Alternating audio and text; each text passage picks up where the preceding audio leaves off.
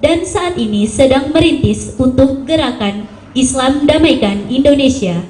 Kepada Bapak Diki dan seluruh narasumber, kami persilahkan untuk tampil ke depan.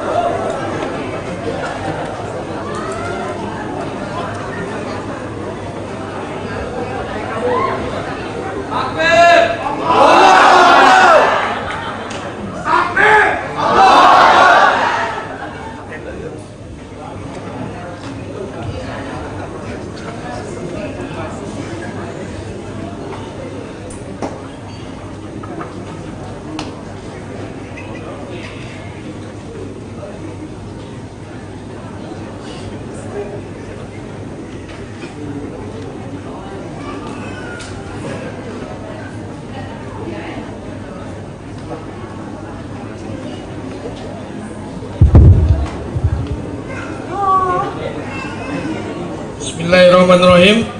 Robis lolisot sirli amri walul udatan milisani yafqahu qawli. Amin. Yang terhormat Rektor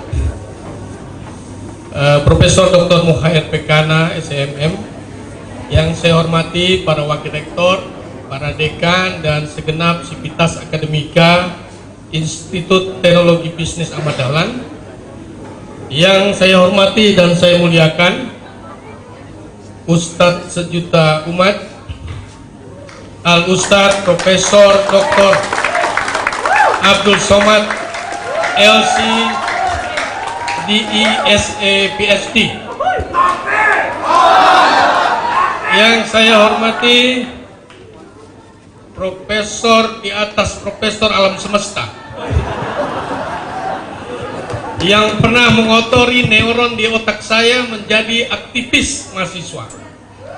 Dialah Mr. Rocky Gerung.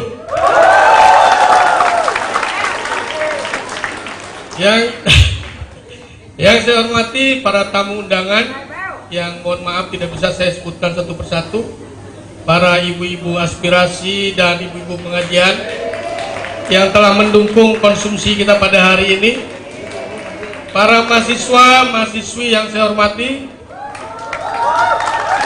ya, baik yang hadir di gedung ini maupun yang mengikuti daring, yang saya hormati, yang sedang duduk di Oke. Assalamualaikum warahmatullahi wabarakatuh.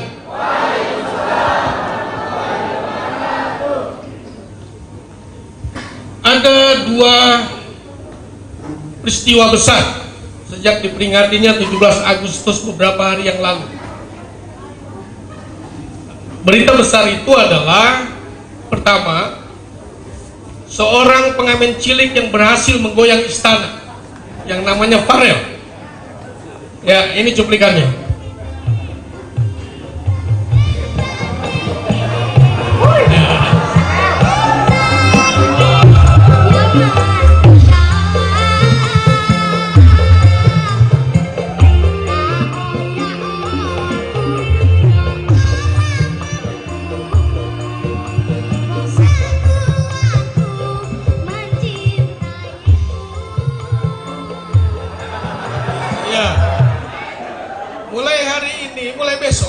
Mulai besok Anda tidak boleh lagi mengupload lagu tadi karena sudah dilindungi oleh HAM, sudah punya haki.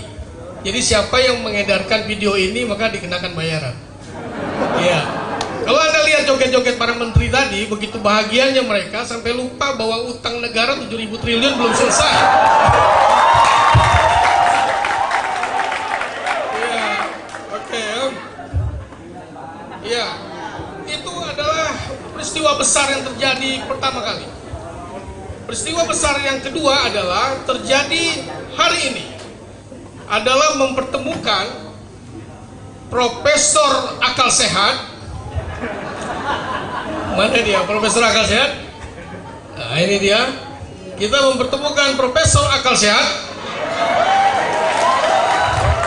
dengan Ustadz Akal Sehat.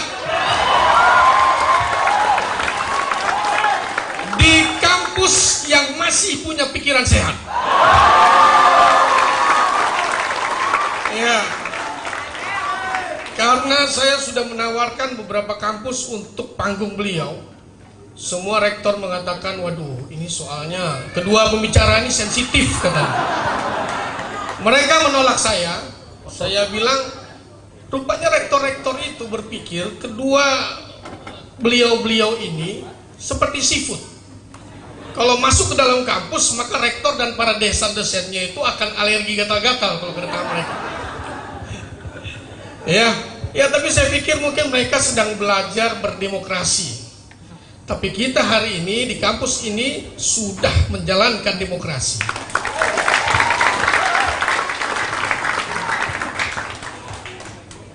Ada lagi. Kalau Anda lihat gambar flyer tadi, ya, ada yang protes. Anak saya protes, tapi yang paling menjengkelkan tuh anggota dewan di salah satu di Sumatera. Dia bilang begini, Bang, kalau Ustadz Somad aku kenal, Bang. Dia ahli agama, dia tahu semua ilmu-ilmu hadis dan lain-lain. Kalau Bang Rocky, saya tahu dia filsuf, dia ahli politikus juga, pengamat politik. Yang ujung sana profesor, saya tahu, Bang. Toganya aja kelihatan, pasti orang pintar ini. Tapi yang satu ini siapa ini, Bang, kata dia. Ini orang siapa yang namanya Diki Akbar ini, kata dia. Saya agak tersinggung juga, anggota dewan itu ngomong begitu ke saya. Akhirnya saya jawab begini, Bang, kita ini sama-sama politikus warung kopi. Otak kita ini kosong isinya, tapi kalau bicara panjang kita bicara, Bang. Ya, hanya bedanya kalau dia banyak bicara, banyak janji, rakyat percaya dia, kemudian dia terpilih walaupun otaknya kosong.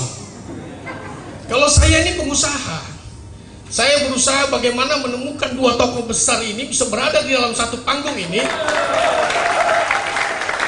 walaupun otak saya masih juga kosong. Ya, oke. Kita bicara sekarang tentang tema kita bahwa Islam adalah salah satu elemen kuat NKRI. Bapak Ibu sekalian, negara yang besar dan kuat itu elemen utamanya adalah rakyat. Ya, elemen utamanya adalah rakyat. Jadi kalau rakyatnya besar, rakyatnya kuat, maka negaranya otomatis kuat. Lalu persoalannya apa? Kita lihat di grafik ya. Indonesia itu penduduknya ada 272,23 juta jiwa dan umat Islamnya ada 236,53 juta jiwa. Artinya ada 86,88% umat Islam di negara ini yang punya identitas yang sama sebagai rakyat Indonesia. Next. Lalu Anda bandingkan dengan agama lain, ya, kita tidak mengecilkan minoritas, tapi memang kenyataan bahwa negara ini rakyat yang punya identitas yang sama yang namanya Islam itu besar sekali. Lalu bandingkan lagi, dari Sabang sampai Merauke ada 34 provinsi. 30 provinsi itu semuanya mayoritas Muslim. Anda lihat, 30 provinsi itu semua di atas 50%. Hanya 4 provinsi yang di bawah 50%. Maka Anda bayangkan kalau negara ini berpikir memperkuat ekonomi Islam, memperkuat kesejahteraan Islam, mencerdaskan umat Islam, ya, memperbaiki akhlak Islam seperti yang dilakukan Ustadz Somad kemana-mana, memperbaiki akhlak Islam, maka dengan sendirinya negara ini menjadi lebih kuat. Ya, jadi kuatnya Muslim, kuatnya Islam menguatkan bangsa. Jadi kalau kita membela Islam, kalau kita memperjuangkan Islam, itu bukan primordialisme, itu bukan berpikir sektoral, bukan radikalisme, itu adalah nasionalisme. Karena membela Islam, memperkuat Islam itu sama saja membela negara dan memperkuat nasionalisme. Ya, oke. Kemudian next, ada identitas yang sama juga selain itu, ya, dari seluruh provinsi Jawa Barat, Jawa Tengah, Jawa Timur. Bersebaran umat Islam. Next, ada lagi identitas yang sama di negara ini selain Islam adalah Jawa. Jadi suku Jawa itu ada 95,2 juta, 40,22%. Ada suku Sunda, suku Batak, suku Sulawesi, suku Madura, suku Betawi. Suku Jawa itu ada 40,22%. Artinya, kalau budaya Jawa itu dipertahankan oleh negara, kemudian didukung oleh negara, maka itu juga ikut memperkuat bangsa. Ya, itu juga memperkuat nasionalisme, karena 40,2% orang Jawa ada di sana. Bukan berarti kita mengabaikan suku-suku lain, ya. Oke, next. Oke. Lalu dengan kondisi tadi, ya, dengan statistik tadi, pertanyaan kita buat Profesor Rocky dan Profesor Ustadz Somad. Kenyataan menunjukkan bahwa Islam adalah elemen terkuat negara ini. Pertanyaannya, apakah pemerintah dan para politikus di dewan sana kira-kira kebijakannya sudah menyesuaikan dengan kondisi itu atau tidak? Atau mereka hanya cuma mendekati Islam ketika pemilu saja, Bang? Ya, saya kira Prof. Rocky silakan menyampaikan duluan.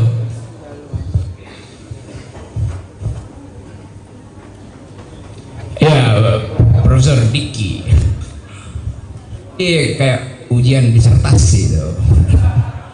Dan saya mesti cari akal supaya ucapan ini tidak menimbulkan sprindik. Tadi betul diterangkan di situ, mayoritas Indonesia adalah Muslim, mayoritas Indonesia adalah Allah. 3 grafik yang menunjukkan bahwa bangsa ini diasuh secara teologis, diasuh secara etnis. Itu poinnya tuh. Ada grafik lain yang belum diterangkan dan saya tunjukkan angkanya. Per hari ini 12 juta anak-anak Indonesia mengalami stunting, kekurangan gizi. Anak yang dalam formative years-nya antara sebetulnya 5 sampai 11 tahun, kekurangan gizi hari ini itu 10 tahun lagi dia akan kekurangan otak, IQ-nya drop 20% itu. Itu fakta sosiologisnya. Anak yang lahir hari ini juga akan dibebani oleh utang Presiden Jokowi sebanyak 30 juta rupiah. Jadi ibu yang hari ini melahirkan, dia melahirkan seorang generasi, seorang bayi yang langsung menyandang beban sebagai pembayar utang itu. Itu bahayanya tuh. Jadi dalam keadaan semacam itu, kita dipalsukan dengan istilah-istilah jangan pakai politik identitas. Loh, Islam itu adalah identitas dari awal. Bahkan demokrasi kita diawali dengan prinsip bahwa ketuhanan yang Maha Esa dengan kewajiban menjalankan syariat Islam bagi pemeluk-pemeluknya. Itu Piagam Jakarta, hasil percakapan demokratis itu. Kan pada waktu itu dasar negara kita dipertengkarkan secara demokratis. Semua orang pemikir founding parents kita datang dengan pikiran, dengan referensi dan menemukan formulasi itu tuh. Bahwa kemudian bagian itu dihilangkan, itu juga hasil dari percakapan demokratis. Sehingga terjadi keseimbangan. Tetapi apa yang dihapus dari sila pertama Pancasila itu tidak mungkin dihapus dari memori kolektif bangsa ini. Itu fakta sejarahnya begitu. Jadi mengatakan bahwa politik identitas itu berbahaya bagi demokrasi, itu artinya mau menghapus jejak pikiran yang dibekalkan pada bangsa ini oleh pendiri kita. Saya lanjut sedikit bahwa saya ada di Forum Muhammadiyah hari ini, kampus yang pernah didirikan oleh Kiai Haji Ahmad Dahlan. Bayangkan misalnya bila Pak Kiai Haji Ahmad Dahlan pada waktu itu memilih untuk jadi caleg, sangat mungkin beliau itu pakai rompi orange hari ini. Seandainya beliau memilih jadi polisi, sangat mungkin hari ini dia ada di tahanan Brimob.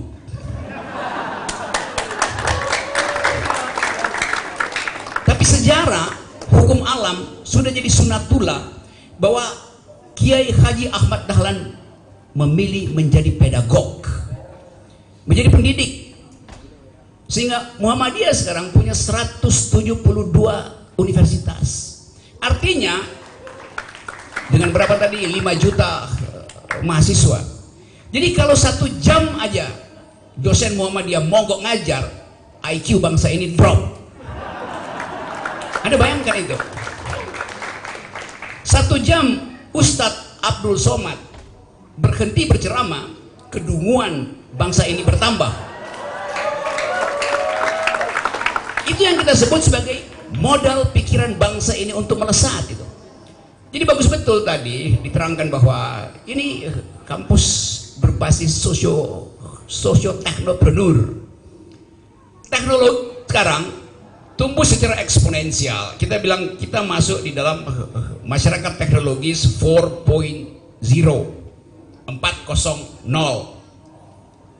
Tetapi kalau teknologi dan ekonomi tumbuh secara 4.0, masyarakat mesti tumbuh di atas itu. Masyarakat mesti jadi 5.0 supaya masyarakat bisa mengawasi perkembangan teknologi maupun perkembangan ekonomi itu. Di Jepang misalnya orang bicara oke, kami masuk dalam 4.0, iya, tapi society-nya masuk dalam 5.0. Kenapa? Karena pemimpinnya adalah 6.0. Di kita ekonomi mau ditumbuhkan 4.0, pemimpinnya 0.4. Itu problem utama kita tuh. Jadi memang kita harus memperluas percakapan politik semacam ini dari kampus. Kita ingin kampus memproduksi pikiran itu. Agak ajaib kalau beberapa kampus menolak saya dan Ustaz Abdul Somad. Namanya kampus sekarang perlu pakai paspor untuk berceramah tuh. Jadi kampus ini kayak Singapura, nolak orang untuk berbicara.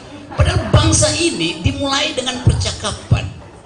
Kita tahu bagaimana konstitusi itu dibangun dengan percakapan yang ketat, sistematis, bertengkar berbulan-bulan untuk menghasilkan Indonesia. Sekarang kita nggak ada pertengkaran, karena pertengkaran dilarang oleh KUHP. Jadi sekali lagi menjawab secara singkat bahwa negeri ini perlu diinvestasikan ulang dengan pikiran. Nah, akal sehat kami berdua tolong dicatat, karena kita nggak ada di baliho tuh. Saya tidak ada di baliho, Pak Ustadz Abdul Somad tidak ada di baliho. Kalau Anda keliling Sumatera, Jawa segala macam, Anda bertemu dengan baliho para capres. Gambarnya besar, wajahnya besar, otaknya kecil. Karena nggak ada perdebatan. Orang kalau menjadi capres mesti dia mendaftar. Pak Rektor, saya menjadi capres, uji pikiran saya di forum Ahmad Dahlan, di forum Muhammadiyah. Itu baru bermutu. Kan kita hanya lihat orang cara program di panggung dangdut. Bagaimana mungkin ada perdebatan di panggung dangdut? Jadi sekali lagi saya membayangkan bahwa anak tadi, Farel tadi yang bernyanyi di depan publik, sebetulnya kita bayangkan 10 tahun ke depan dia jadi apa di dalam sistem politik kita tuh? Apa dia mau jadi capres? Nggak bisa, karena dia bukan oligarki. Apa dia mau jadi pendidik? Sangat mungkin. Tapi dari sekarang kita mesti pastikan bahwa Farel harus disediakan nutrisi yang baik buat dia supaya dia tumbuh. Jangan sekedar dia jadi ikon untuk menghibur para menteri. Jadi satu waktu nanti kita ingin agar supaya ada Farel yang mengucapkan pikiran bukan karena sekedar ingin menghibur, tapi ingin menumbuhkan kembali kebiasaan berpikir bangsa ini. Kira-kira itu pengantarnya. Terima kasih. Silakan lanjut, Prof. Pak Ustaz. Assalamualaikum warahmatullahi wabarakatuh.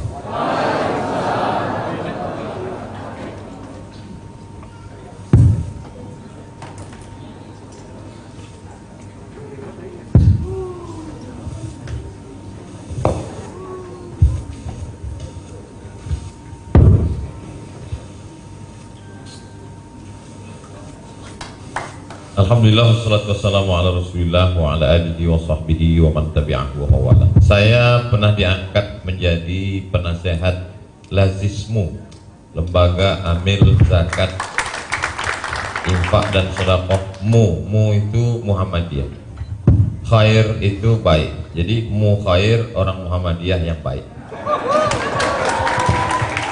Itu maka beliau diangkat menjadi rektor. Dan syarat untuk menjadi baik itu dalam Islam sesuai dengan bidang saya, syarat menjadi baik itu dia mesti berakal. Karena kalau dia tidak berakal, maka dia tidak baik. Jadi ada orang-orang yang saya selalu ingat itu ucapan Bung Rocky, bahwa ada orang-orang yang ketika Tuhan membagikan akal dia nggak hadir. Jadi beliau keliling itu untuk membagi-bagi itu, pembagian ulang. Kemudian di sebelah kiri saya ada Bang Diki Ahmar. Ahmar itu artinya merah, walaupun bajunya jingga. Jadi kalau ada orang bertanya-tanya siapa dia, itu mungkin karena mereka mempertanyakan korelasi. Tapi nggak apa-apa juga, artinya mereka yang mempertanyakan itu masih menggunakan akalnya. Justru yang nggak nanya itu yang kita ragu. Makanya ada orang mengatakan kalau ada anak kecil nanya, ini siapa Ma? Ini siapa? Jangan marah, berarti anakmu sudah mulai berakal. Tapi kalau ada anak nyanyi terus, itu kita ragukan. Adapun orang yang di sebelah kanan saya ini, sehebat apa dia? Kalau ada orang yang bertanya, setangguh apa dia? Jadwal ceramah saya hari ini 4, dari pagi, siang ini, sore, nanti malam. Dan yang diikuti oleh mertua saya, istri saya, ipar saya, cuman yang satu ini aja.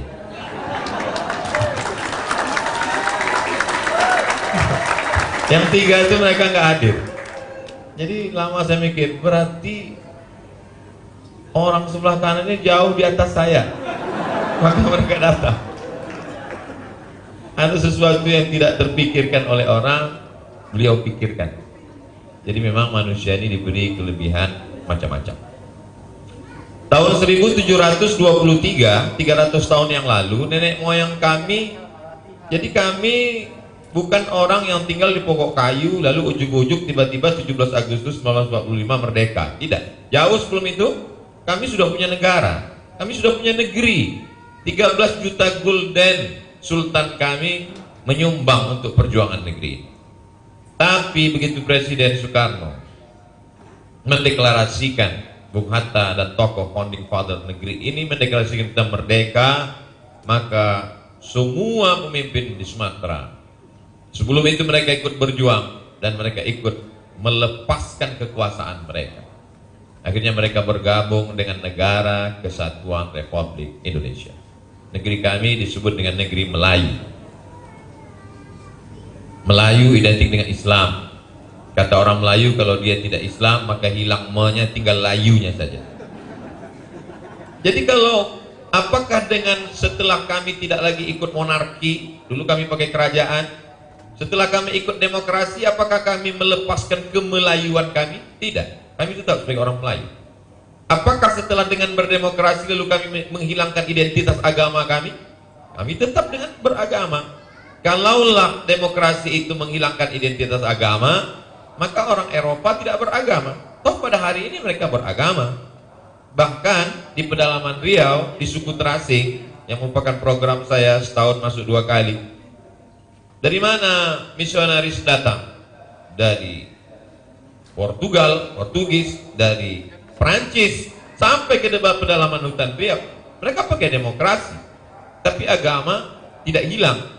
Jadi kalau ada orang ingin menghilangkan identitas agama, maka sesungguhnya apa bedanya dengan Belanda dulu yang Snoek Horgrond menasehat, sebagai seorang penasehat beliau membuatkan satu penjara di Pulau Sabang yang sampai hari ini masih ada, khusus memenjarakan orang yang berjihad melawan Belanda.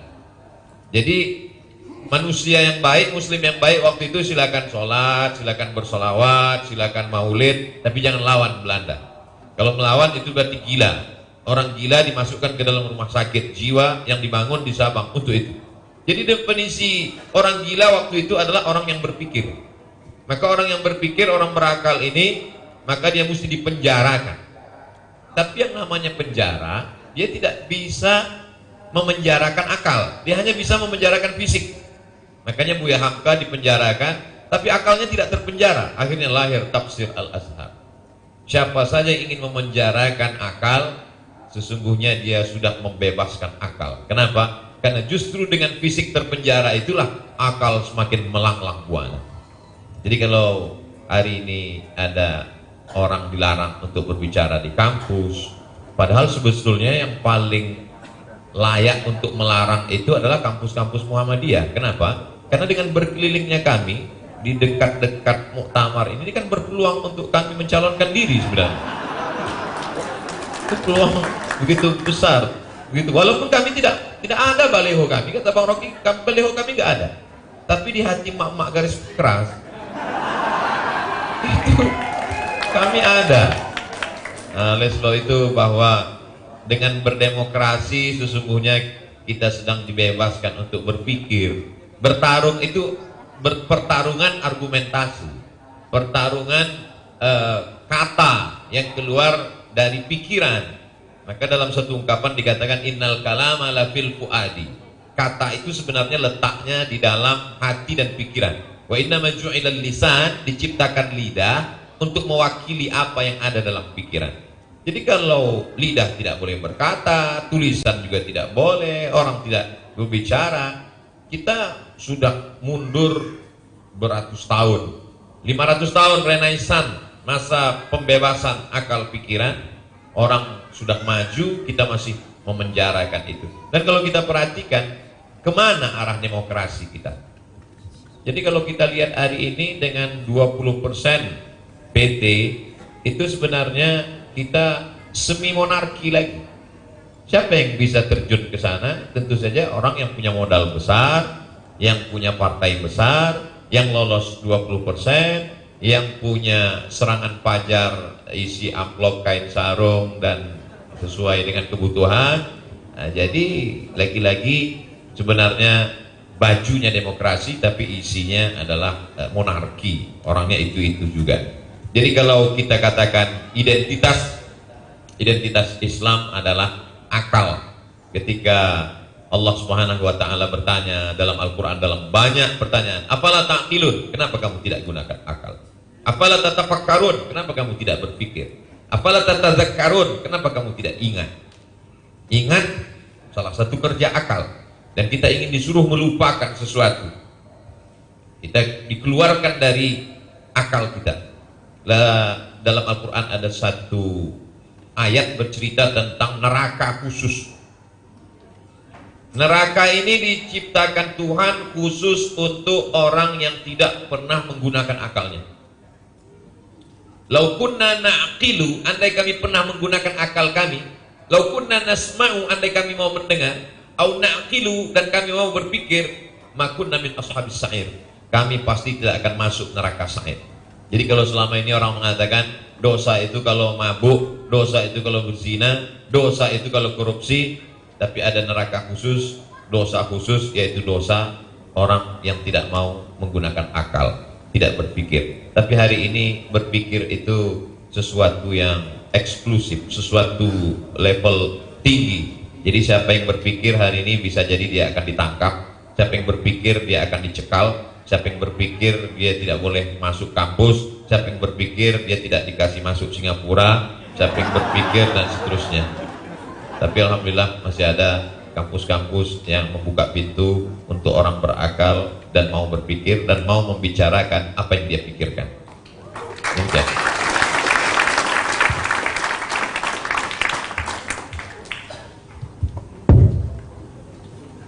Ya, terima kasih. Identitas itu di dalam demokrasi, identitas agama itu perlu di dalam satu demokrasi. Kalau menurut Ustaz Ahmad tadi,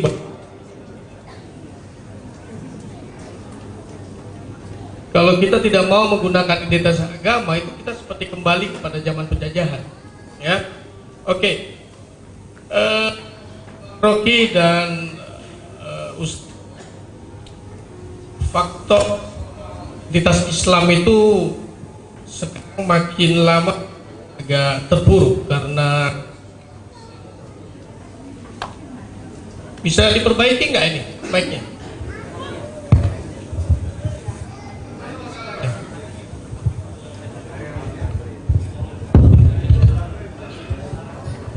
Ya, oke. Ya, soal Islamofobia. Jadi sejak peristiwa bom Bali, beberapa negara sudah melakukan upaya mempresur negara untuk berhati-hati terhadap umat Islam. Agak berjanggut sedikit, wah, sudah mulai dicurigai membahayakan. Ya, agak datang bergamis sudah mulai dipikirkan hati-hati itu. Ya, RW sudah mulai mikir kalau ada kos-kosan isinya orang-orang berjanggut sudah mulai hati-hati dia. Ya, Islamofobia terjadi ya, di negara kita yang sebetulnya sebagian besar Muslim. Akan tetapi kita lihat contohnya ya, tampilkan Bang Rocky di Ngeruki. Ya, Bang Rocky pernah ceramah di pesantren tempat markas terorisme yang disangkakan oleh negara. Ya, dia pernah ceramah di pesantren Ngeruki, yang katanya di sini adalah markasnya terorisme. Nah, dari pengalaman ini Bang Rocky, apakah benar bahwa Islam itu perlu ditakuti sebagai biangnya terorisme? Kemudian kalau dari Ustadz Somad, apakah ada yang salah dari kita Ustadz, umat Islam ini, sehingga tindakan kita, perbuatan kita terkesan memang membahayakan buat umat-umat yang lain atau umat Islam lain yang lainnya? Islamofobia itu bukan ditakuti oleh minoritas, justru oleh sesama Muslim yang menyedihkannya di negara kita ini. Islamofobia itu justru sesama Muslim. Anda bisa lihat di 01, 02, ya, itu sesama Muslim justru yang bertempur, dan mereka menganggap orang 02 radikal, 01 kira-kira Islam moderat gitu ya. Nah, gimana perspektifnya Mas Rocky melihat Islamofobia di kita ini sudah sampai selevel apa? Apakah benar ada? Kemudian untuk Ustadz Somad, apakah ada yang salah dari kita Ustadz, sampai kita ini ditakuti oleh Islam kita sendiri, oleh minoritas juga? Kira-kira bagaimana? Silakan Bang Rocky. Oke, mestinya sekarang nggak kan yang kita sebut fobia itu ciptaan intelijen, karena itu disebut fobia itu. Secara faktual nggak ada fobia. Tetapi agar supaya negara bisa mengatur alam pikiran publik, maka disodorkanlah satu kecemasan psikologis yang disebut fobia itu. Nah, dalam politik memang ada ketakutan bahwa negara ini akan diasuh kembali oleh nilai-nilai Islam. Yang nggak ada soal. Kan kalau saya bilang misalnya justice versi Islam lebih dekat dengan Pancasila daripada justice versi kapitalisme. Jelas. Sila kelima kita bilang keadilan sosial bagi seluruh rakyat Indonesia. Dalilnya ada di dalam teologi Muslim. Itu nggak bisa dibantah itu. Jadi kalau ada fobi terhadap politik identitas Muslim, itu artinya pemerintah ingin mengendalikan politik. Dalilnya itu aja tuh. Karena itu waktu saya datang ke Ngeruki 2019 itu, bahkan ditulis bersama Rocky di Ngeruki itu. Waktu saya masuk ke situ itu semua gang itu dipasang CCTV itu. Dan polisi yang dampingi saya bilang, Pak Rocky ini berbahaya loh. Saya bilang enggak, saya diundang untuk bertengkar dengan pikiran itu. Pikiran hanya disebut pikiran kalau ada yang dipertengkarkan. Kalau saya berpikir dan pikiran saya tidak dilawan, itu artinya saya lagi berdoa. Berdoa tidak boleh diganggu, berpikir harus diganggu. Karena itu teman-teman di Ngeruki undang saya untuk bertengkar tentang hubungan antara negara dan Islam. Saya datang ke situ dan isinya ada argumentasi. Pak Ustadz Abdul Somad tadi terangkan, pikiran hanya disebut pikiran kalau ada dalil yang diargumentasikan. Untuk apa? Untuk dibantah.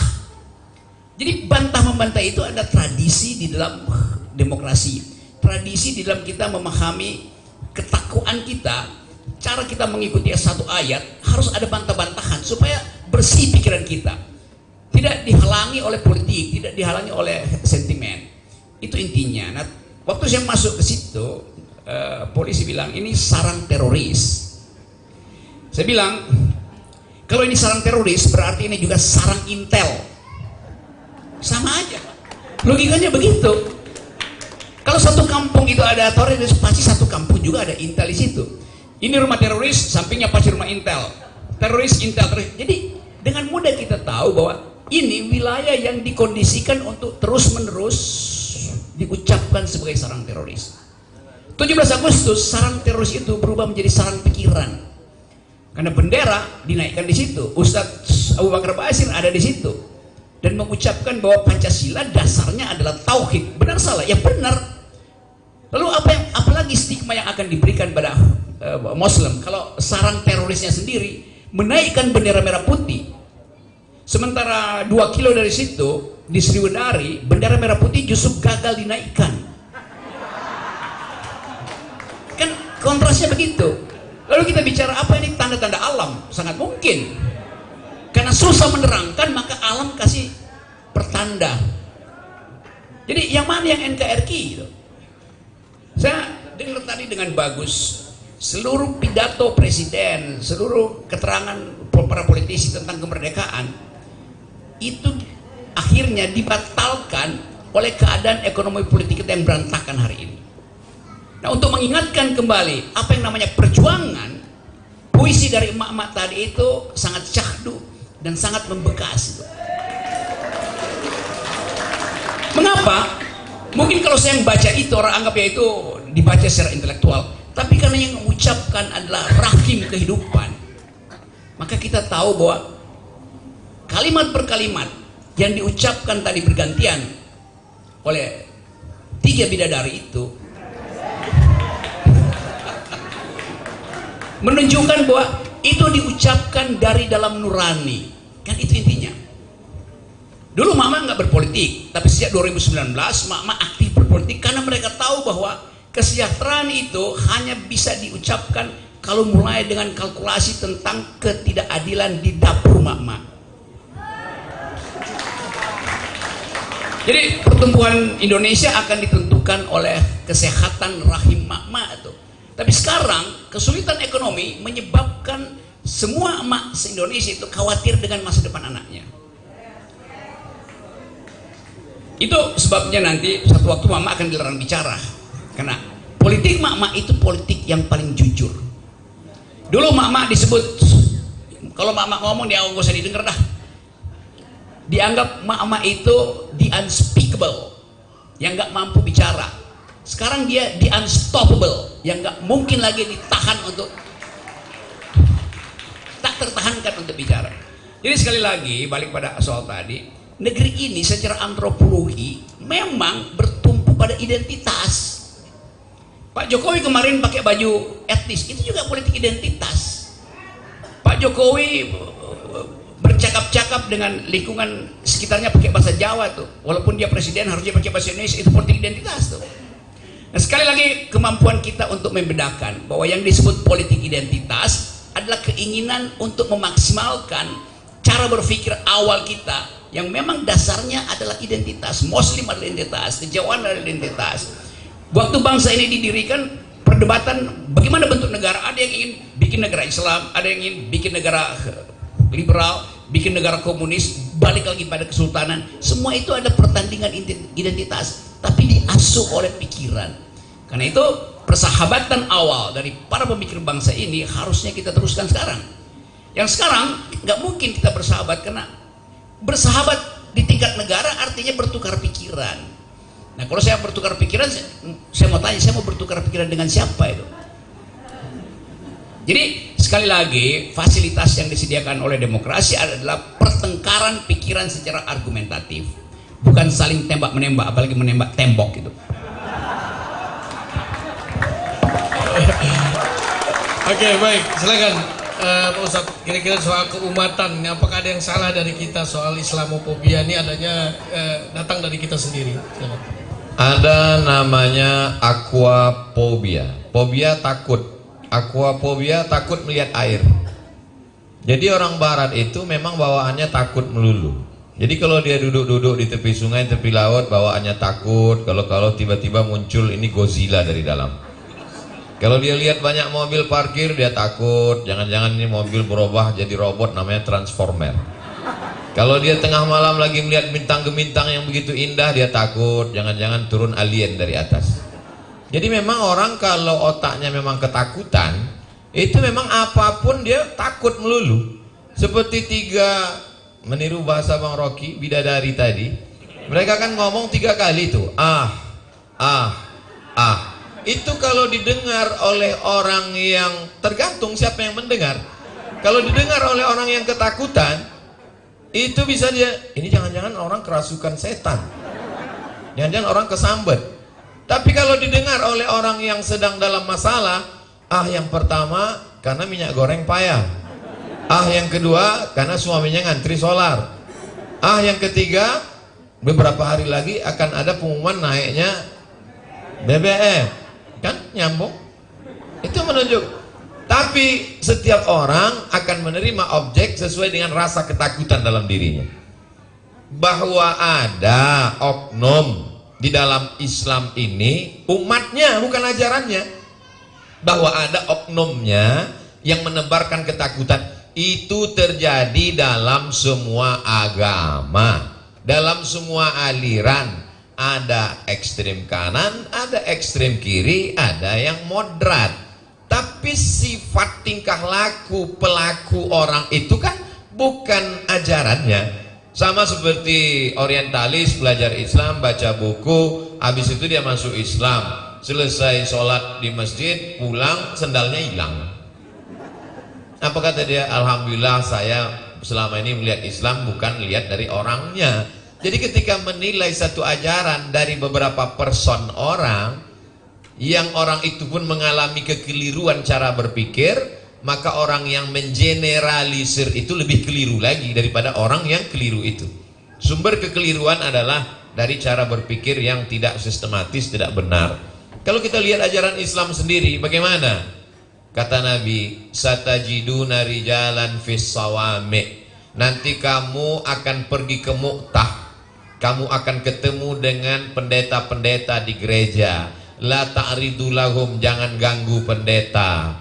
La taqtulu sabiyan murdi'a, jangan bunuh anak kecil yang sedang menyusui. Wala syaikhan faniya, jangan bunuh orang tua renta. La tahdimu buyutan, jangan hancurkan rumah. La taqiranna nakhlan, jangan cabut pohon kurma. La taqta'unna syajaratan, jangan potong pohon kayu. Wartawan tidak boleh dibunuh, para medis tidak boleh dibunuh. Itu kan setelah adanya aturan PBB, kesepakatan Jenewa. Toh Israel juga menghabisi kapal Marmara. Berapa wartawan, berapa para medis yang terbunuh. 14 abad yang lalu Nabi sudah mengajarkan aturan-aturan itu. Karena dulu kalau orang berperang, ratakan dengan tanah, cabut sumber makanannya, robohkan rumahnya, bunuh, dijadikan perbudakan. Ajaran Islam, kita tidak bisa membela ajaran kita ketika diserang orang kalau kita tidak mengerti, memahami. Saya yakin dan percaya Muhammadiyah salah satu agendanya dari sekolah-sekolahnya sampai 172 universitas itu tidak lain adalah untuk mencerdaskan umat ini bisa memahami ajaran agamanya dengan baik, sehingga dia dituduh, diserang, dia bisa membela. Kalau tidak, kita akan membela dengan kemarahan. Ketika kita marah saat diserang, agama kamu ini pembunuh, agama kamu ini jahat, agama kamu ini teroris, kamu ini radikal, kita balas dengan kemarahan. Kita hanya mengiyakan argumentasi mereka. Betul kan? Buktinya marah-marah. Kita membela dengan teks, dengan akal, dengan pikiran, dengan bahasa, dengan kesantunan, dan bahasa yang disebut akhlakul karimah. Demikian Bang Diki.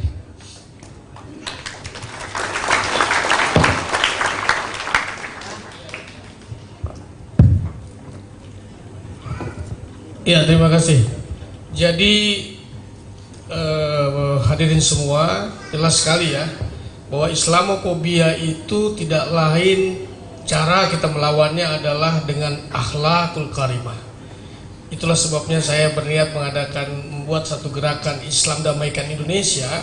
Itu adalah bagaimana menjadikan Islam itu adalah Islam yang akhlakul karimah, sehingga dia tidak perlu melakukan kebencian kepada orang-orang yang membenci kita. Saya kira waktunya masih tinggal, karena Pak Ustadz hanya batas waktu sampai jam 3. Ada masih banyak beberapa pertanyaan saya skip saja. Saya berikan kesempatan kepada hadirin semua untuk bisa bertanya. Untuk session pertama 3 penanya, 2 wanita dan 1 pria. Silakan. 2 wanita 1 pria. Iya, afirmatif guys. Oke. Mbak Wati ya, pertama Mbak Wati, yang kedua wanita yang kedua dari mahasiswa, ada mahasiswi? Ya, Mbak yang itu. Kemudian yang ketiga Mas yang tengah ya. Oke, silakan. Panitia bisa tolong mic-nya Mbak Wati. Singkat ya, singkat padat ya, supaya banyak pertanyaan yang bisa disampaikan ke Bung Rocky maupun Pak Ustadz. Ada mic-nya, ada. Sebentar. Yang pertama sana dulu.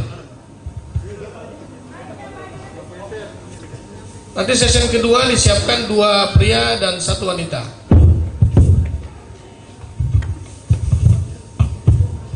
Bismillahirrahmanirrahim. Assalamualaikum warahmatullahi wabarakatuh. Singkat Bu ya, singkat ya. Alhamdulillah bisa ketemu dengan. Halo. Assalamualaikum warahmatullahi wabarakatuh.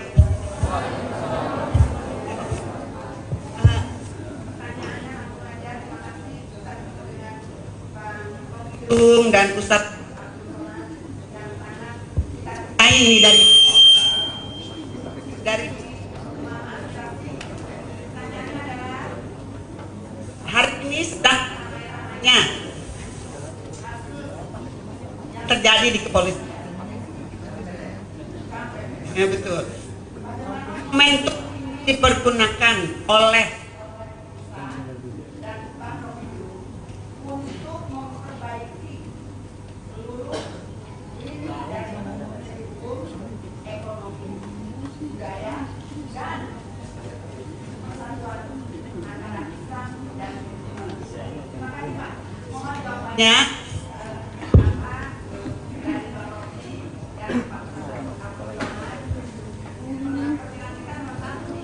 mudah-mudahan kepolisian bisa dibubarkan atau balik.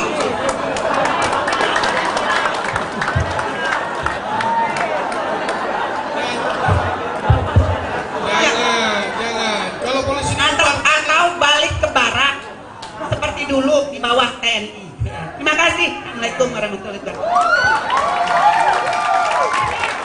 Oke, pertanyaan kedua, silakan langsung. Kita kumpulkan pertanyaannya. Assalamualaikum warahmatullahi wabarakatuh. Mas Diki, Profesor Ustadz Abdul Somad dan Profesor Rocky Gerung. Kami ibu-ibu dari Aspirasi dan PSSI semua ngefans dengan tokoh di depan. Tepuk tangan dong buat tokoh-tokoh luar biasa. Pertanyaan ini khusus pada Mas Rocky Gerung dan Ustadz Profesor Abdul Somad. Bagaimana konstelasi kita menghadapi 2024? Gimana caranya Islam semakin kuat dan kompak? Karena yang 80% sekian itu sebenarnya nilainya tinggi sekali, tetapi selalu setiap kali kita maju terinjak. Kita berikhtiar terinjak. Kemudian kita ikhtiar apapun yang memintarkan kita, emak-emak dan anak-anak langsung ditiadakan. Sementara kita ingin 2024 adalah lompatan menuju perubahan demi kesejahteraan dan kemuliaan Islam. Demikian, terima kasih. Ya, terima kasih. Yang ketiga, ya. Mas. Silakan yang Mas.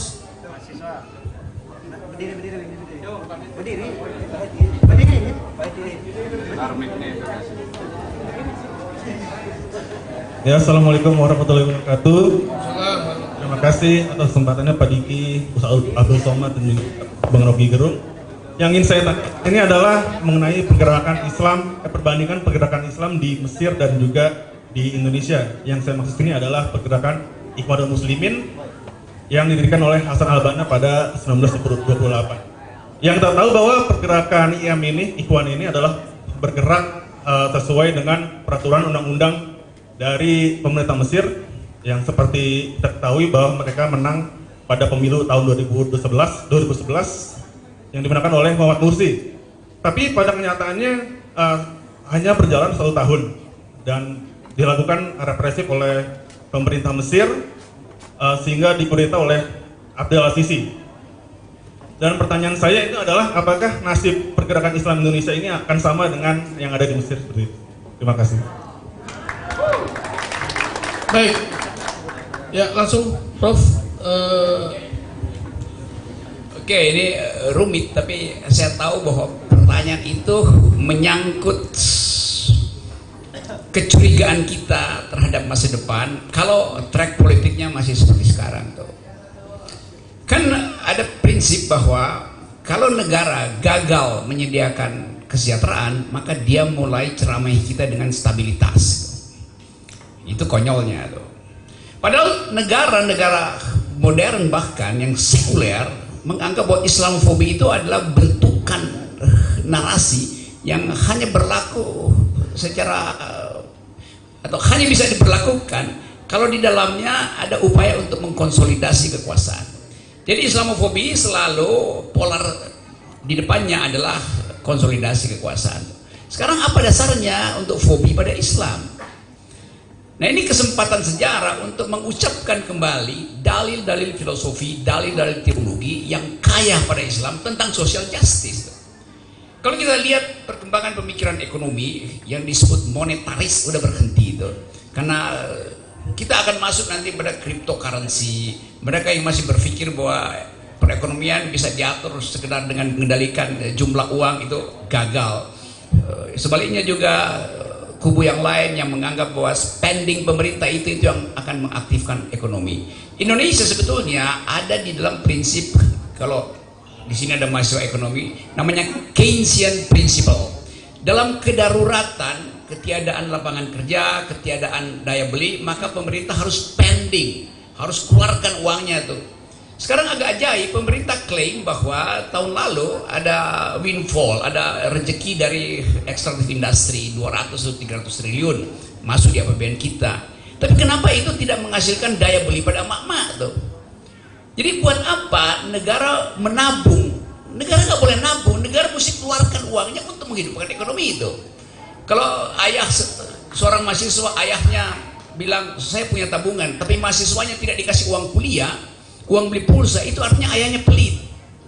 Kan itu intinya kan. Jadi pemerintah nggak boleh punya tabungan, itu intinya. Tapi kalau kita lihat sekarang, kenapa pemerintah menahan uangnya tuh? Karena tahun depan ada tahun politik.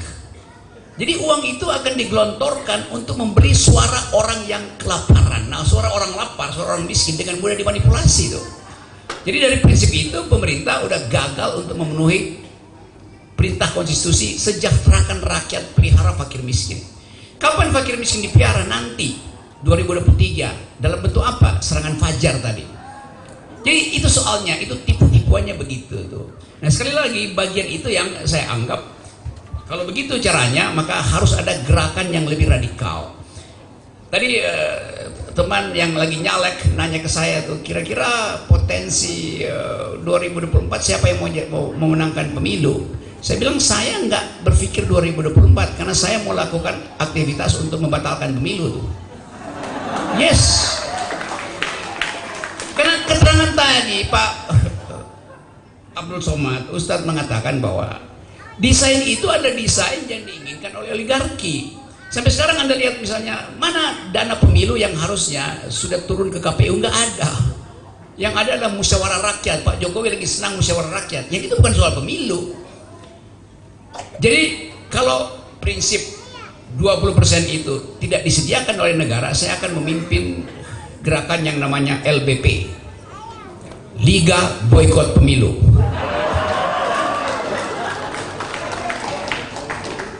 Kan kita sekarang lagi ditipu, diedarkan oleh lembaga survei, ini daftar para calon presiden. Siapa yang bikin daftar itu? Itu dibikin oleh lembaga survei, bukan Muhammadiyah yang riset. Jadi lembaga survei menerima order untuk pasang 7 pasangan itu. Lalu ditanya ke saya, Pak Rocky pilih siapa? Saya bilang, bukan siapa yang saya akan pilih, tapi siapa yang akan saya coret pertama dari daftar itu. Nah kalau semua sudah kita coret, di mana presiden dipilih? Ya di Muktamar Muhammadiyah. Jadi hak kita untuk memunculkan calon presiden, bukan lembaga survei. Nah karena itu teman-teman, soal ke depan kita akan bikin parameter yang harus terpilih sebagai presiden di luar sistem yang resmi. Dia bukan siapa yang elektabilitasnya paling tinggi, tapi siapa yang etikabilitasnya paling tinggi itu. Etikability. Apa itu etikabilitas? Secara moral dia bersih. Calon presiden nggak pernah nipu mak-mak, nggak pernah bohongin mak-mak tuh. Oke, lulus itu kita pindah pada parameter kedua, filter kedua, intelektualitas. Calon presiden nggak boleh nyontek kalau lagi kasih pidato. Ya itu supaya kita tahu bahwa yang dia ucapkan datang dari dalam pikirannya sendiri itu, bukan yang di brief oleh panitia debat gitu. Baru masuk yang ketiga, yaitu elektabilitas. Jadi elektabilitas itu dimaksudkan untuk menguji pertama moral standingnya, etikabilitasnya, kedua intelektualitasnya tuh. Bisa nggak kita pakai itu sebagai parameter?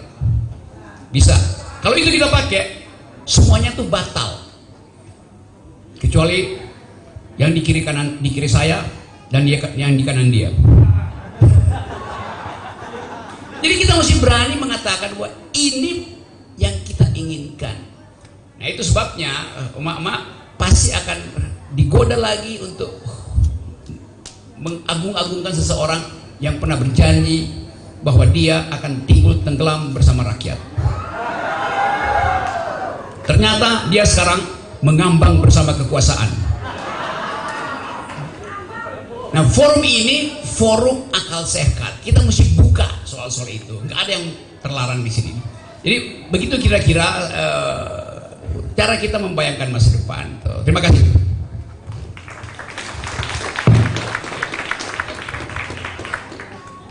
Ya. Jadi sebenarnya kalau ada orang yang memperhatikan ceramah, tausiah, khutbah saya dalam momen apapun, Maulid Nabi, Isra Mi'raj, Nuzul Quran, Tahun Baru Hijrah, peresmian pesantren, masjid, sebetulnya substansi isi di dalam itu tidak pernah keluar dari tiga. Yang pertama, islahut tarbiyah, memperbaiki pendidikan. Bagi yang kaya punya tanah, wakaf, bangun pesantren, sekolah tahfiz Quran, Islamic boarding school. Karena yang hijau-hijau yang menjadi serangan ulat ini kita perbaiki melalui pendidikan yang baik. Yang kedua adalah islahul iktisad, perbaikan ekonomi. Maka selalu saya katakan gerakan belanja ke warung tetangga. Jangan belanja kita memperkaya orang kaya. Kita belanja untuk meningkatkan ekonomi umat. Selalu saya katakan itu. Yang ketiga adalah islahul siyasah, perbaikan politik. Pilihlah orang yang baik. Jangan sampai rusak suara hanya karena serangan pajar 50.000, rusak 55 tahun ke depan. Dan gara-gara poin-poin inilah orang marah ke saya. Kalau seandainya saya hanya bicara, marilah kita sabar, apapun yang terjadi sabar, ini sudah takdir Tuhan. Minyak-minyak itu semua dari Tuhan, kalau dia hilang itu innalillah wa inna ilaihi raji'un. Apapun yang hilang kita cukup berserah saja, banyak-banyak zikir. Orang mungkin gak marah dengan saya, justru senang. Kenapa? Karena saya melegitimasi dengan stempel agama. Tapi saya gak mau. Saya tidak mau membodohi umat ini. Dalam hati kecil saya berkata, ini pembodohan, ini bukan agama. Ini dikatakan Karl Marx, agama itu opium. Kenapa agama itu dikatakan opium? Karena meninabobokan orang. Kalau Nabi Muhammad mengajarkan seperti itu, dia tidak melawan Abu Jahal, Abu Lahab di Makkah. Maka dia katakan kepada orang Islam di Makkah, ya udahlah, ini udah takdir Allah, kita terima aja apapun yang terjadi. Tapi dia kan hijrah, dia kan pindah ke Madinah, dia membuat sesuatu. Dia tidak bertahan turun wahyu di Jabal Sur. Kenapa dia tidak sholat tahajud, baca Quran, zikir, sementara malaikat maut datang? Ada action, ada show force. Dia bawa 10.000 pasukan. Tapi bukan berarti saya akan bawa pasukan, enggak. Saya ngomong aja orang udah takut, apalagi kalau saya bawa pasukan. Saya pergi ke Singapura bukan mau seminar, bukan mau ceramah, mau liburan bawa anak bayi. Orang takut. Tapi lama-lama saya mikir, Fir'aun itu kan takutnya sama bayi. Dia kan mimpi bahwa ada anak bayi Musa mencopot kekuasaannya. Lalu dia bangun, dia ceritakan kepada peramal-peramal, "Hai para peramal, dukun-dukun, aku tadi malam mimpi ada anak bayi yang mencopot. Semua anak bayi yang tahun ini lahir, potong." Jadi ternyata orang yang tinggal di gedung yang mewah, megah dengan segala pengawalannya, kekuasaan, di dalam lubuk hati yang paling dalam, dengan bayi dalam mimpi pun takut. Itulah penderitaan di atas penderitaan. Nah, demokrasi menjamin orang untuk berbicara, berdiskusi, berargumentasi. Ada orang-orang yang mengawal ini, disebut dengan wasit. Wasit tidak boleh berpihak kepada Manchester United, Liverpool, ataupun kesebelasan manapun. Dia hanya mengawal ini. Polisi, tentara, hakim, jaksa, maka mereka ini digaji oleh negara. Mereka tidak ada keberpihakan mengawal. Kalau sudah wasitnya outside, wasitnya bermain, maka lapangan sepak bola akan terjadi kacau balau yang luar biasa. Tapi dibalik semua yang logis, dibalik semua yang sifatnya fisik, ada metafisik, ada kekuatan, ada Tuhan, ada yang maha kuasa. Jadi mungkin sebagian orang berpikir, ini dunia sudah kiamat, Pak Ustadz. Mungkin Tuhan sudah mati. Belum. Dia masih bekerja, dia masih berbuat. Maka ketika beberapa syuhada yang mati terbunuh itu, ayah mereka yang tidak jadi beli baju hari raya untuk membelikan sekolahnya, anaknya, ibu yang mengandungkan anak, melahirkan, menyusukan, membesarkan, tiba-tiba anaknya mati, dia mengadu kepada Tuhan di tengah malam. Maka Tuhan membuat suatu skenario yang tak pernah terpikirkan oleh manusia, sesuatu yang tidak pernah terlintas di hati manusia, sebuah ledakan besar. Dan ketika itu terjadi, orang baru hanya berkata, "Oh." Tapi dalam kata "oh" itu makna yang dalam, sama seperti maka perlu puisi yang baru. Oh, ternyata ini yang terjadi karena ada sesuatu yang metafisik. Saya yakin pada itu semua. Maka selalu saya katakan, Musa tidak pernah terlalu repot untuk memikirkan bagaimana kematian Fir'aun. Tapi pada akhirnya apa yang terjadi? Fir'aun mati, dan cara matinya sangat tidak enak. Tersedak karena air laut yang asin. Ibrahim tidak pernah terlalu pusing memikirkan bagaimana kematian Namrus. Tapi Namrus mati dengan cara yang paling tidak enak. Apa itu? Nyamuk masuk ke hidungnya dan menggigit otaknya. Dia pukul, kepalanya nggak mempan, akhirnya dia pukulkan ke dinding, mati. Pernahkah orang terpikir bahwa akan mati karena gigitan nyamuk, karena mati karena tersedak air laut? Tidak pernah. Hari berganti, musim berubah. Isi manusia, isi dunia ini sebenarnya itu saja. Ada manusia-manusia abadi, ada penguasa yang dengan kekuasaan angkuh sombongnya, namanya Fir'aun. Ada orang kaya dengan hartanya luar biasa, semua bisa dia beli, namanya Karun. Ada orang berilmu tapi ilmunya dipakai untuk menjilat penguasa, namanya Haman.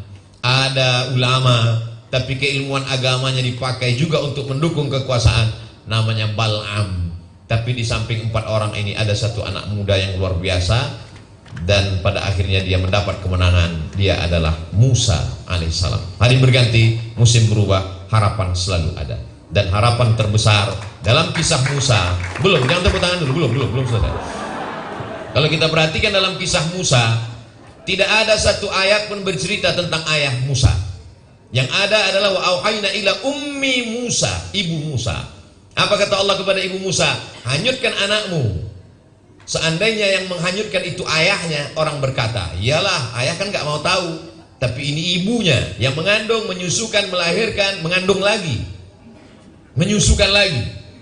Lalu kemudian dia hanyutkan anaknya. Lalu kemudian siapa yang menemukan bayi yang hanyut ini? Juga seorang perempuan yang merindukan seorang anak. Dia adalah istri Fir'aun, namanya Asia. Dan siapa yang mengikuti anak dalam kotak ini sehingga ketemu di sana?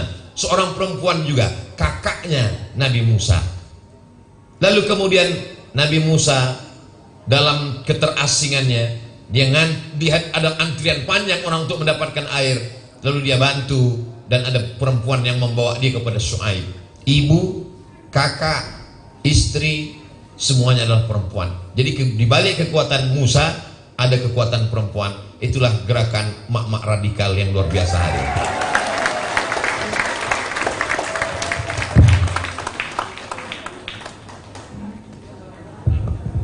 Ya, ada 3 pertanyaan terakhir.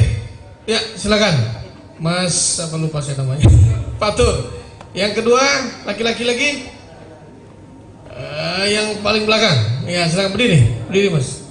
Ya, itu kamu. Yang ketiga, ya perempuan lagi satu. Yang baju merah ya. Oke, kasih dulu Mas Fatur. Ya, silakan.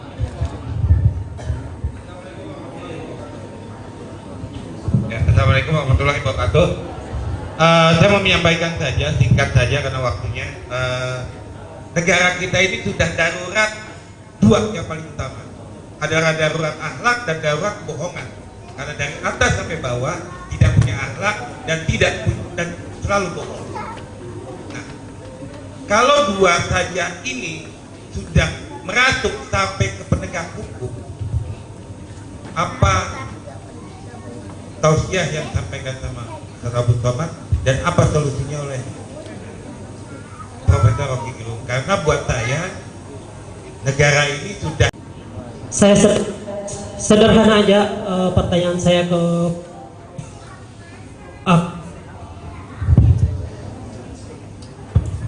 jadi tadi disampaikan oleh Mama, the power of Mama terkait kegalauannya.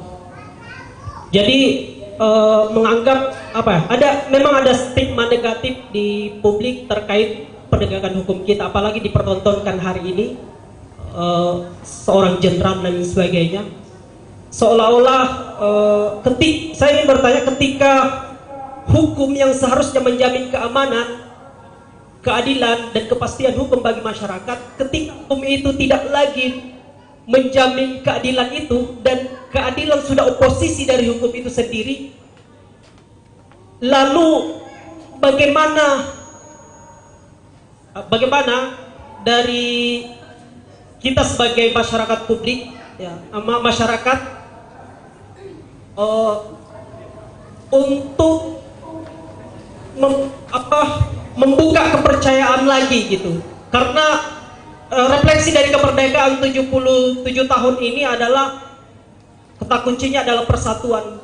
Ada persatuan antara pemerintah dan masyarakat, dan itu perlu dibangun. Dan untuk mengawal kemuliaan peradaban itu perlu adanya itu. Lalu gerakan apa yang kemudian kami lakukan untuk sebagai anak muda gitu, anak muda yang tentu punya harapan-harapan itu. Kepada Ustadz Abdul Somad, saya punya keinginan untuk bisa bersalaman, bisa tidaknya jawab iya atau tidak. Terima kasih. Assalamualaikum warahmatullahi wabarakatuh. Lanjut yang ketiga dulu. Lanjut yang ketiga.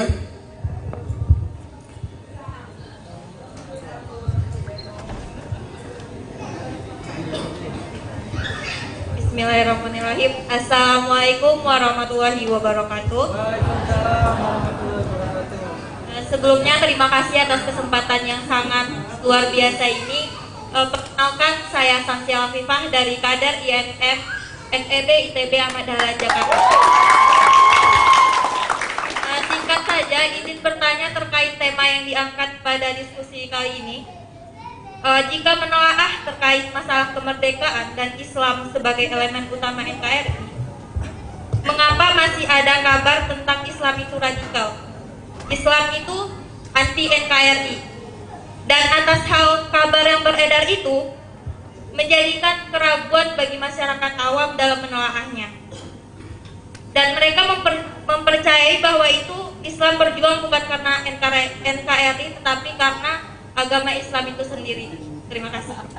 Wassalamualaikum warahmatullahi wabarakatuh. Waalaikumsalam. Bisa dipahami tiga-tiganya pertanyaan, ya? Yes. Suasana hari ini semacam tumpukan kemarahan yang tidak bisa diucapkan.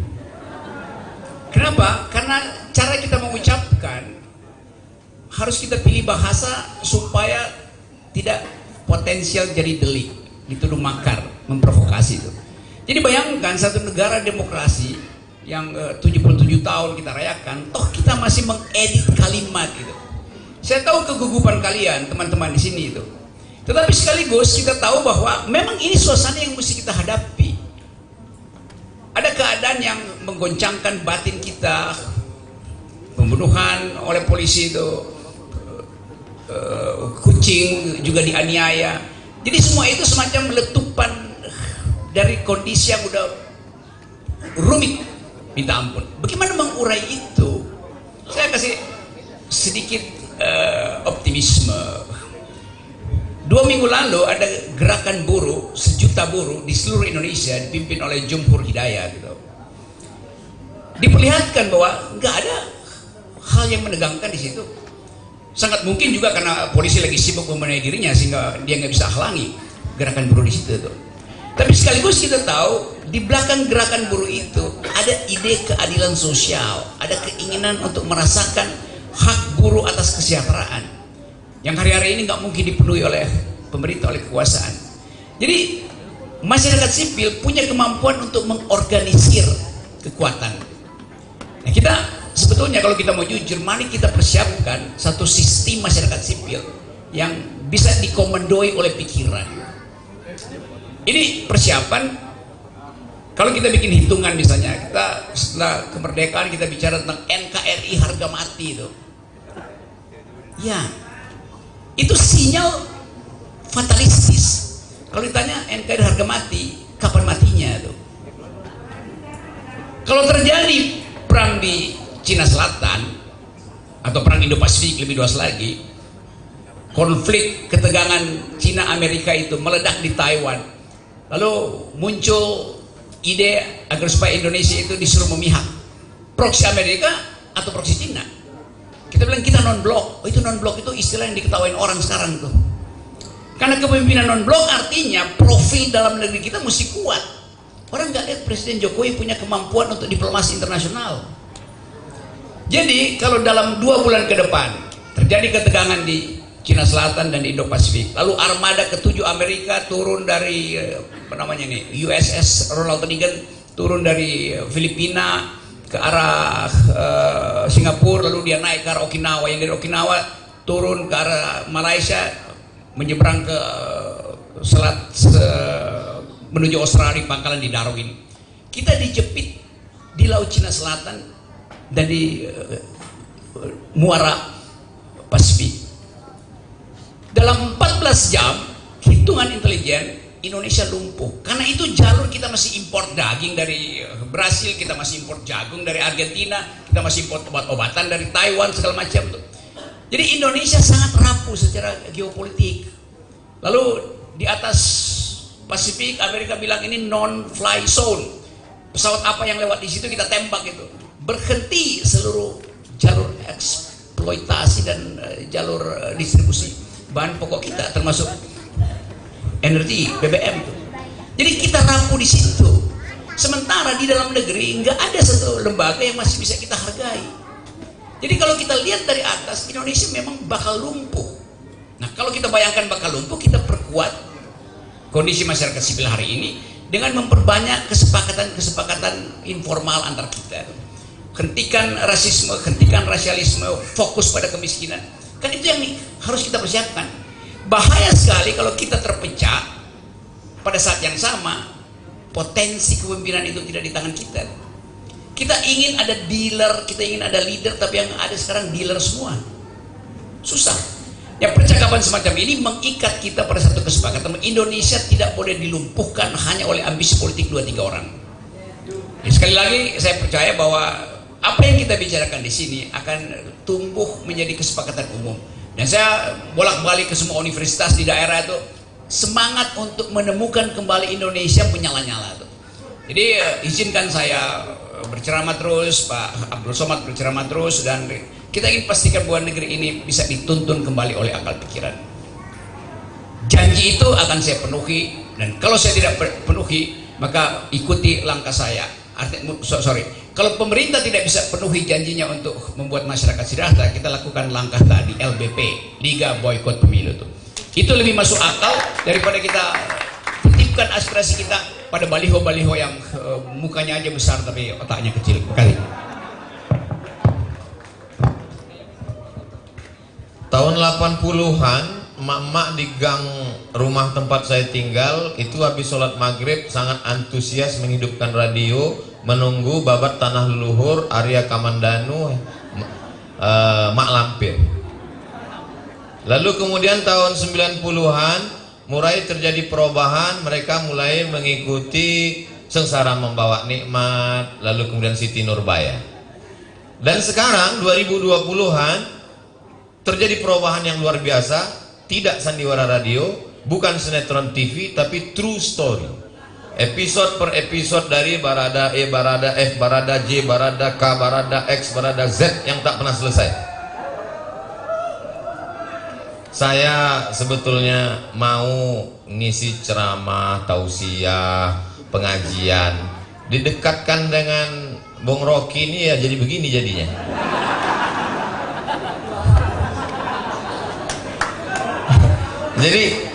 Jadi saya ingin mengatakan bahwa ada episode kehidupan yang menjadi tontonan dan menjadi hiburan bagi orang yang sedang dalam kesulitan minyak goreng, kesulitan, ada seperti kepuasan, itu bisa kita baca di komen-komen itu. Ada seperti kepuasan sekali mendapatkan berita luar biasa. Tapi jangan lupa, kenapa ini? Kenapa bisa muncul? Kenapa bisa tidak tertutupi? Padahal semua seperti sudah berkolaborasi yang begitu indah dengan konferensi pers yang sempurna, perfect. Kenapa bisa batal itu semua? Karena ada seorang ibu yang menjerit, dia minta itu peti dibuka. Amang, buka! Mahasiswa tidak berani. Jadi adik-adik mahasiswa, kalau kalian tidak punya kekuatan tenaga dan suara untuk berteriak seperti ibu dari Joshua Huta Barat, serahkan aja ini kepada mak-mak. Ada kekuatan ibu yang luar biasa. Hilang takutnya, hilang sakitnya. Kenapa? Karena dia yang membesarkan anak itu. As-sakitu anil haq.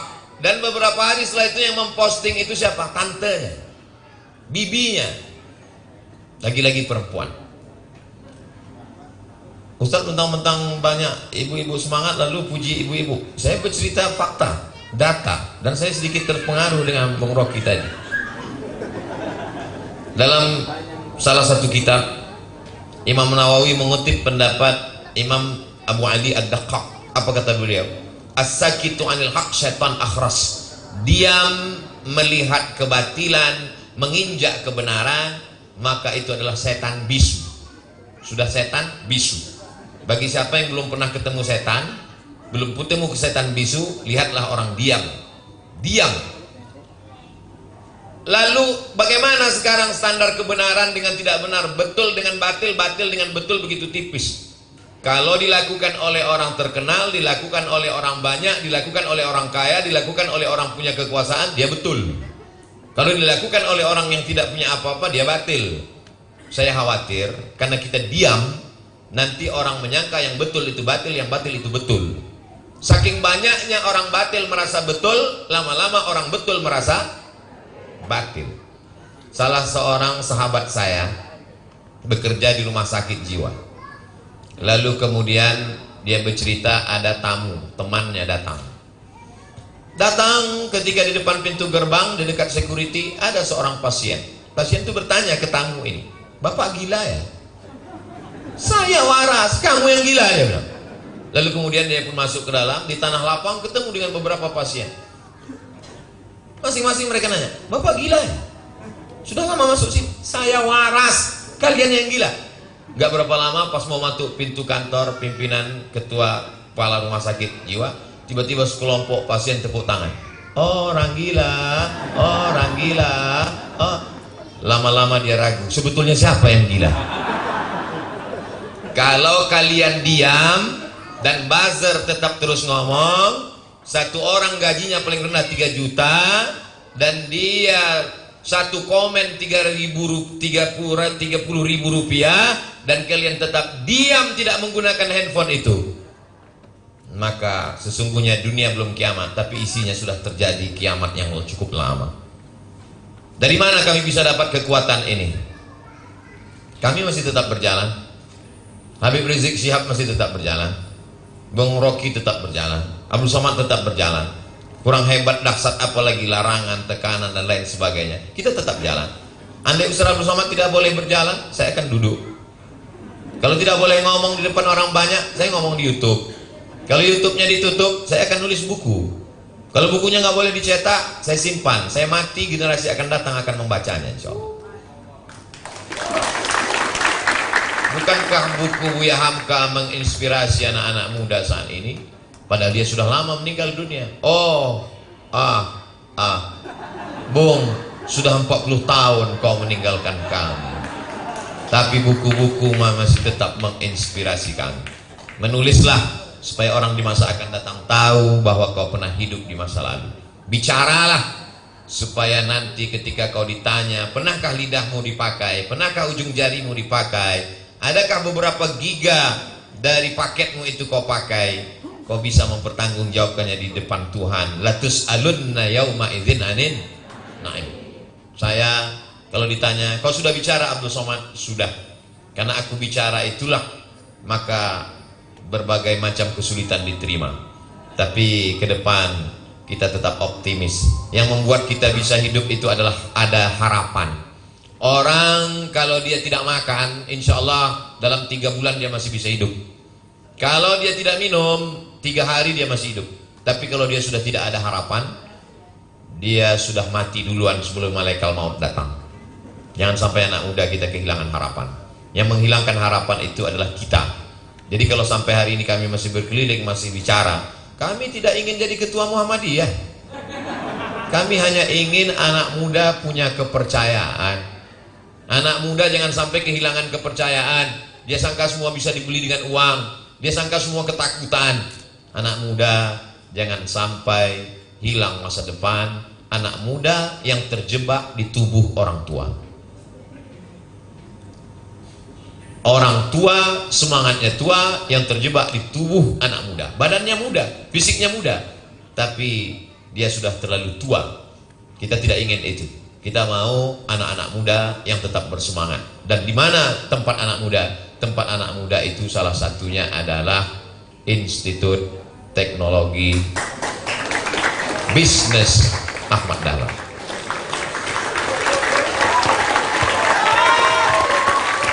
Baik,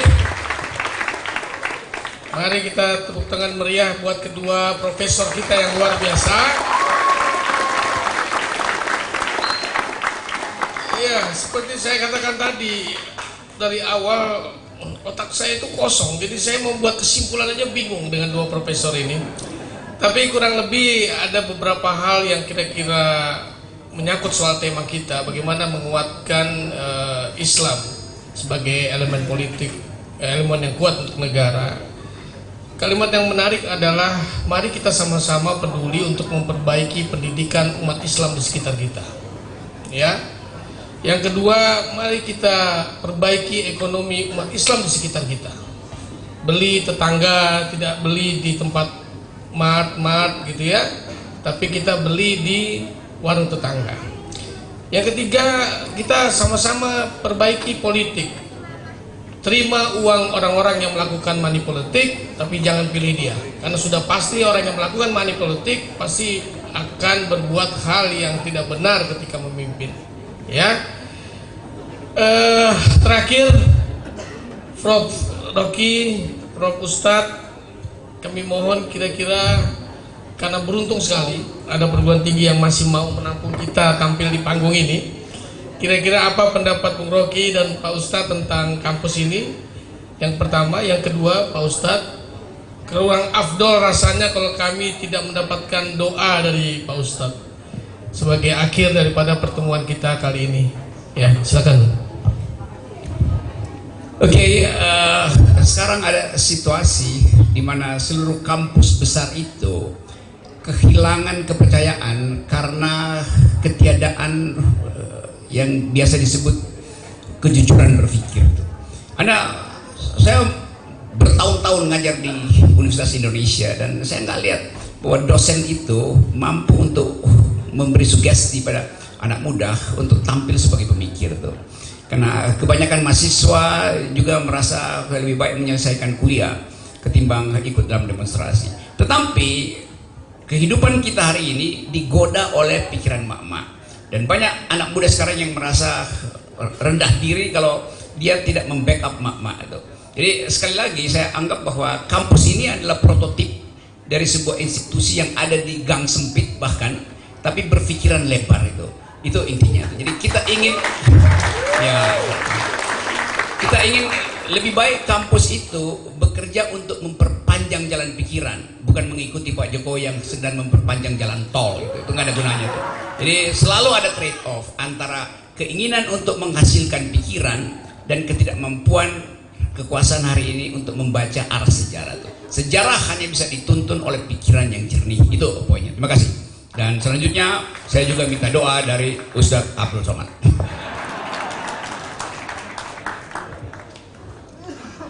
Kalau ada mahasiswa berpikir nggak usahlah pokal-pokal, nggak usah ribut-ribut, yang penting nilai tinggi IP 4, selesai mata kuliah, KKN, habis itu kerja, setelah kerja punya rumah, punya mobil, nikah, punya anak, liburan. Apa beda kamu dengan kucing Anggora? Bagus kalau tak usah jadi manusia, jadi ikan mas koki aja. Kasih pelet, kasih pelet, kasih pelet, mati listrik, mati, selesai. Man makes story. Manusia yang bisa menciptakan sejarah. Jadi terkadang banyak orang berpikir simple, dia semuanya mau instan. Sedangkan mie instan pun tetap juga dimasak pakai air panas. Kenapa kamu mau instan? Jadi apa yang dicari Abdul Somad itu? Saya nggak nyari apa-apa. Orang tidak akan menuduh saya mau jadi apa-apa. Itu dia keliling ke sana kemari, mau ngobrol, mau jadi ini, mau jadi itu. Orang wakil presiden aja saya tolak. Saya sampai mati jadi ustadz. Jadi kalau ada rektor, dekan, wakil rektor, ketua jurusan yang takut ngundang Bang Rocky, kalian gak usah seminar, gak usah capek-capek, gak usah mikir, gak usah undang motivator. Datang aja ngobrol-ngobrol dengan rektor ITB Ahmad Dahlan. Nanti insya Allah pulang dari ITB Ahmad Dahlan, kalian punya keberanian untuk ngundang kami berdua.